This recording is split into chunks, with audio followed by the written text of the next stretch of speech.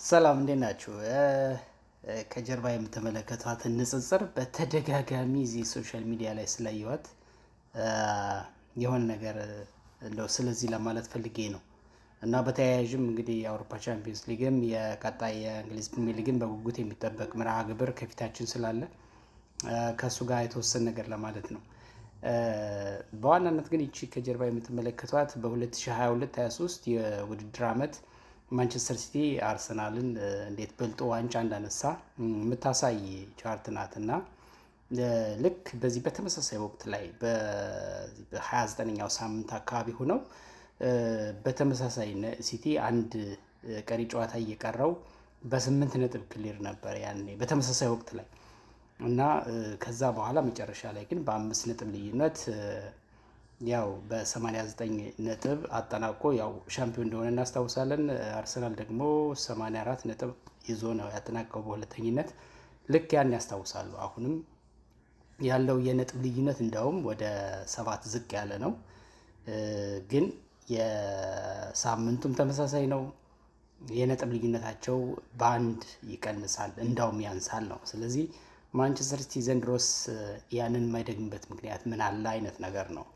ምክንያቱም አሁን አንዳንድ ዜናዎች ዘንድሮ አርሰናል ሻምፒዮን መሆኑ አይቀሬ ነው የሚሉ ነገሮች ስላሉ እሱን ባላንስ ሊያደርግ የሚችል አይነት ንጽጽር እያሉ ነው የሚያቀርቡት ብዙ ጊዜ። ይሄን ግን ይሄ ነገር የሳተው ፋክት ብዬ የማስበው የዛኔው አርሰናል እና የአሁኑ አርሰናል እንዳይደለም ነው። ዋናው ነገር እሱ ነው። አርሰናል አሁን እንደፈለገ እንደ ተጫዋች ሲጎዳበት ሸብረክ የሚል ነጥብ የሚጥል አይደለም። የመጀመሪያው ነገር እሱ ነው። ሁለተኛ ጥራት ያላቸው ተጫዋቾች አሉት። ስኳዱ ጥልቅ ነው። በፐርፎርማንስም በሜንታሊቲም ኢቭን ባጫወት ስታይል አሁን የሚተችበት አለ አይደለም። ይሄ በቀላሉ ብሬክ አድርገው ጎል ተቆጥሮበት ነጥብ በቀላሉ ጥሎ የሚወጣው አርሰናል አይደለም አሁን ያለው። የዛኔው ግን እንደምናውቀው ነው። ስለዚህ አይ ቲንክ በብዙ መንገድ የተለየ ይመስለኛል። ያ ሌላ ይህ ሌላ እንዳለው ዘፋኙ እንደዛ ይመስለኛል። ለማንኛውም ከዚሁ ጋር እንደው ነጥብ ካነሳሁት አይቀር አርሰናልና ማንቸስተር ሲቲ እንግዲህ በጣም ታይት የሆነ ሳምንት የሚያሳልፉበት ነው። በአውሮፓ ቻምፒየንስ ሊግ እንግዲህ ማክሰኞና አሮብ ይቀጥላል። የአውሮፓ ቻምፒየንስ ሊግ ወደ ቀጣዩ ዙር ለማለፍ ከዚህ በኋላ በጣም ከባድ ፍልሚያ ነው የሚሆነው። እንግዲህ አርሰናል ከሊቨርኩሰን ጋር ይጫወታል። ማንቸስተር ሲቲ ደግሞ ከታላቁ ሪያል ማድሪድ ጋር ይጫወታል። ሁለቱም ከባድ ጨዋታ ነው የሚሆንባቸው። ከዛ በኋላ በዋናው አሁን በዚህ በሚወዳደሩበት በእንግሊዝ ፕሪሚየር ሊግ ደግሞ አርሰናል ኤቨርተንን ያስተናግዳል። ማንቸስተር ሲቲ ደግሞ ዌስትሃም ላለመውረድ ነው። ኤቨርተንም ከባድ ቲም ነው እንደምናየው፣ ብዙዎቹን የፈተነ ብዙዎቹን ነጥብ ያስጣለ እንዲያም ብሎ ያሸነፈ ነው እና ኤቨርተን በጣም ከባድ ነው በዚህ ዓመት እንደምናየው። ዌስትሃም ላለመውረድ ነው የሉና ጉዳይ ነው። አይ ቲንክ ለሲቲ ቀላል ይሆንላታል ብዬ አላስብም እና ከዛ በኋላ እንደገና እርስ በርስ የሚገናኙበት መርሃ ግብር አላቸው። ለምሳሌ ማርች 22 በሊግ ካፕ ፍጻሜ ሲቲ ከአርሰናል ይገናኛሉ። ይሄ ለዋናው ለአፕሪል 19 በፕሪሚየር ሊጉ ይገናኛሉ። እንግዲህ እኔ በእርግጠኝነት የዋንጫውን መንገድ ይወስናል ብዬ የማስበው የእርስ በርስ የሚገናኙበት ጨዋታ ነው። አፕሪል 19 በጣም ከባድ ጨዋታ ነው የሚኖርባቸው። ስለዚህ ከዛ በፊት ያው ትከሻ እንደመለካካት እንደ መጀመሪያ አይነት ማለት በቀጣዩን ጨዋታ የፕሪሚየር ሊጉን ማን ሊያሸንፍ ይችላል የሚለውን ነገር የሚያሳዩበት ነው። በእርግጥ የሊግ ካፑ የፍጻሜ ነው፣ ዋንጫ ለማንሳት ነው። ልክ እንደ ሌሎች የነጥብ ጨዋታዎች አይመስለኝም ይዘውት የሚቀርቡት አቀራረብም። ብዙ ጊዜ የዋንጫ ጨዋታዎች አይስቡም ይባላል። ምክንያቱም ጥንቃቄ መሰረት ያደረጉ ናቸው። ውጤትና ውጤት ብቻ የሚፈልግባቸው ናቸው እና አርቴታም አሁን ውጤት ሲፈልግ እንዴት አይነት አካሄድ እየሄደ እንደሆነ እናውቃለን። ለዋንጫ ሲሆን ደግሞ ሞር ምን ያህል ጥንቃቄ ይዞ እንደሚገባ ጋርዲዮላም ቢሆን እንደዛው ነው። ያው በዋንጫ ጨዋታ ልምድ ያለው ሰው ነው።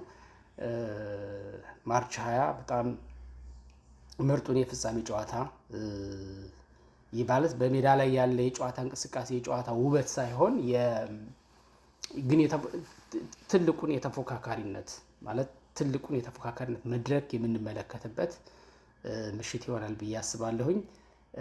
አርሰናል እና ማንቸስተር ሲቲ በተለያዩ ዘርፎች ከፊት የሚነሱ ክለቦች ሆኗል በአውሮፓ። አሁን እንደውም የሆነ ምንድነው ያየሁት እንትን የሚገናኙበትን እንትን ይተነብያሉ ሁሉ። እንደውም በእንግሊዝ ኤፍኤ ካፕም በአውሮፓ ሻምፒየንስ ሊግም ለፍጻሜ ሁለቱ ሊደርሱ እንደሚችሉ የሆነ ግምታዊ እንትን የሚያስቀምጡት ነገር አለ። እሱን አይቼ ሁሉ እየገረመኝ ነበር። እና በአውሮፓ በጣም ሀያል ከሚባሉ ቡድኖች የወቅቱ ቡድኖች መካከል ሁለቱ ስማቸው ይነሳል እና በእንግሊዝ ፕሪሚየር ሊግም የሁለቱ ፉክክር ሀያል ነው። በአውሮፓ ቻምፒየንስ ሊግም በተመሳሳይ ነው። ሁለቱም ኤክስፔክት ይደረጋሉ እስከ ፋይናል። በእንግሊዝ ሊግ ከዋናው ሊግ ከእንግሊዝ ፕሪሚየር ሊግ ውጭ በሊግ ካፕም ያው ለፍጻሜ ደርሰዋል። በኤፍኤ ካፕም ሊደርሱ ይችላሉ የሚሉ ግምቶች ከወዲሁ እየመጡ ነው ያሉት እና የማንቸስተር ሲቲ እና የአርሰናል የአንገት ለአንገት የመተናነቅ ሂደት እስከ ድረስ ነው የሚቀጥለው። በእኔ ግምት እንግዲህ አርሰናል ስለምደግፍ አይደለም። አሁን በእንግሊዝ ፕሪሚየር ሊግ ብዙ አይነት ኢራዎችን አይተናል አይደለ? አንዱ ቡድን በሆነ ሰዓት ላይ ዶሚናንት ይሆናል፣ አንደኛው ቡድን ደግሞ እንደዛው። ሲቲ የቅርብ ጊዜ ይሄ ሊጉን ዶሚኔት ያደረገ ኢቨን በአውሮፓም ዶሚኔት ያደረገ የአውሮፓ ቻምፒየንስ ሊግ እስከ ማንሳት የሄደበትን አይተናል እና የአሁኑና የቀጣዩ ዘመን ወይም ኢራ የእንተና ማን ነው የአርሰናል እንደሚሆን ምልክቶችን ማየው እንደዛ ነው። እኔ አሁን የተመኘህ ነው ምናምን ልትል ይችላላችሁ፣ ግን ምኞት ሳይሆን በተግባር አርሰናል አሁን እያሳየ ካለው ነገር አንጻር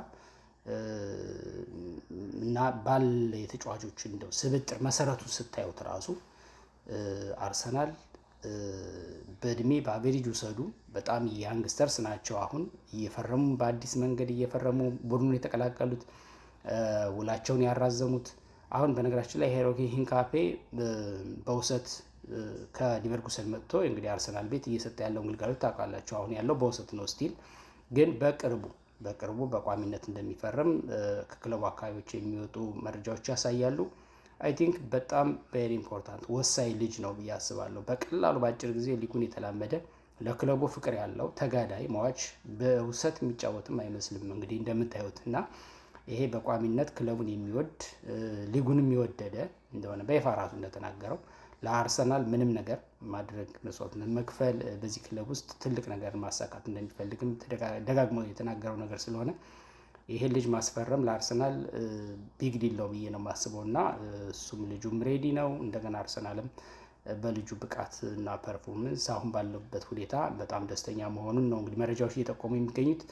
እንዲሁም እንደ አጠቃላይ ምን ለማለት ነው ሳካ ውላቸውን አራዝመዋል። ሌሎችም በጣም ኢምፖርታንት የምንላቸው ከኋላ መስመር ከአማካይ ሁሉም በጣም በእድሜም በጣም እንትን የሆነ አቨሬጅ የሆነ እንትን ላይ ያሉ ጠቃሚ የሆኑ ቡድኖች ተጫዋቾች በሙሉ በቡድን ውስጥ ይሄ ሰስታይናብል የመሆን እንትናቸው በጣም እንትን ነው። ምንድነው እሱ የተረጋገጠ ነው። የቡድኑ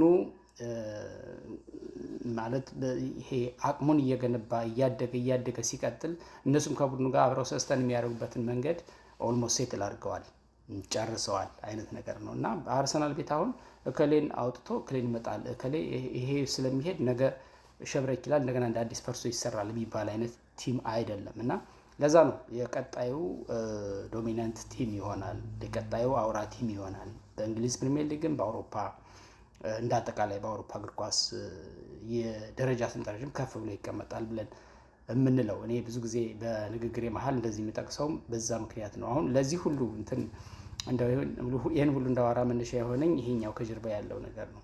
ምን ማለት ነው?